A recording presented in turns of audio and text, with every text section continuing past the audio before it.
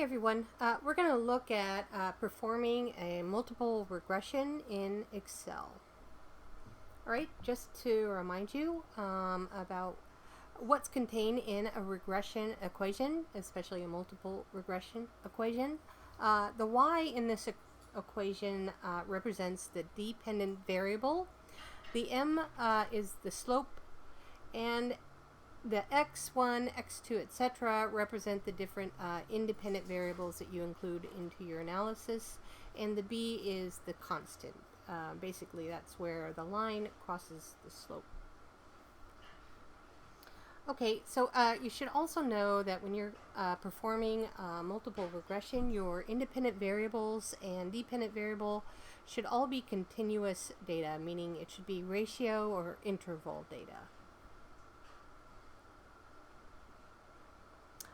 And another thing to note is that for regression, independent variables are actually referred to as predictors, and dependent variables are referred to as criterion variables.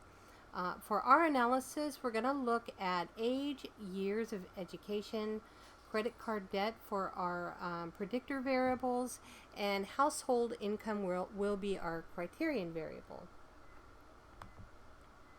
Alright, so we have this data set here in Excel, and to perform this analysis, we would have to go to the Data tab and select Data Analysis. If you don't see that in your Excel, the way to get that to show up is to select File, and then go to Options, and then select Add-ons, select Analysis Toolpak VBA, click Go, and make sure that Analysis Toolpak is checked, and then select OK. You'll probably have to shut it down and turn it back on again for that option to be available to you.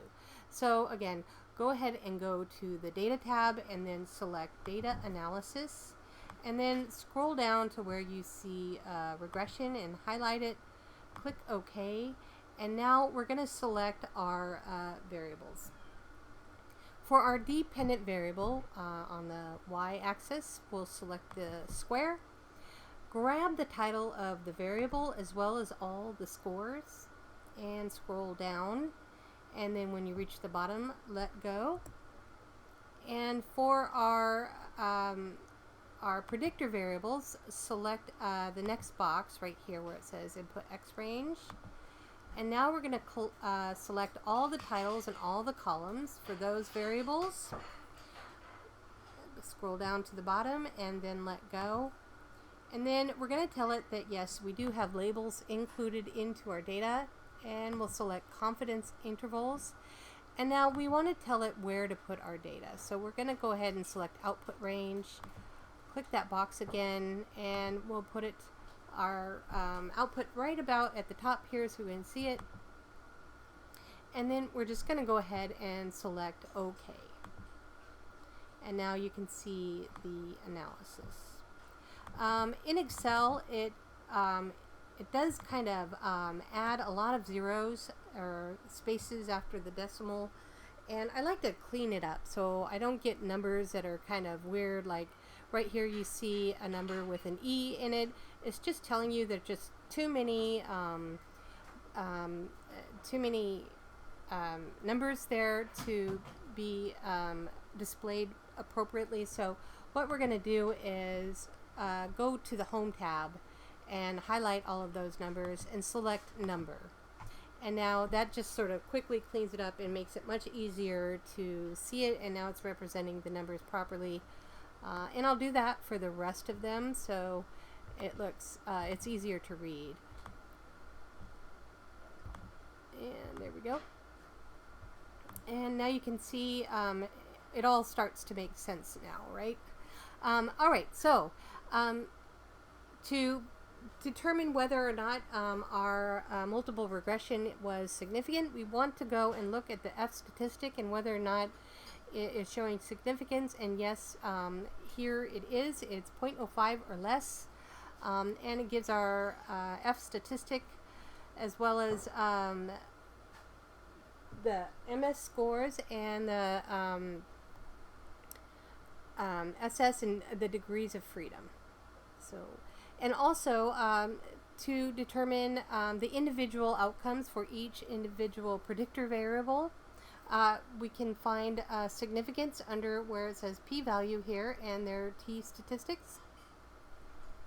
And you can see here age under the p-value is not 0.05 or less, so that one is not significant in this model. However, the education in years and credit card debt are.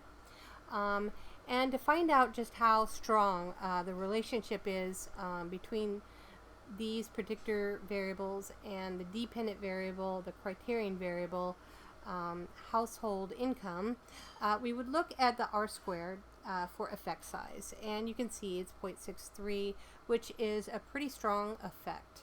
And to report these outcomes in APA format, it would look a lot like here, where we say the results of the multiple linear regression indicated that there was a significant effect between years of education and credit card debt on household income. And you can see here we have the degrees of freedom for the F statistic as well as the F statistic score, the p-value, and R-squared.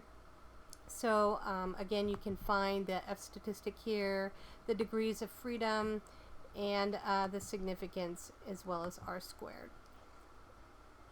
And then it reports the t-statistics as well as the p-values for the significant variables. So the individual predictors were examined further and indicated that years of education and credit card debt were significant predictors in the model. And we also mentioned that we included in the model age and that it had no significance as well. So just to keep them informed.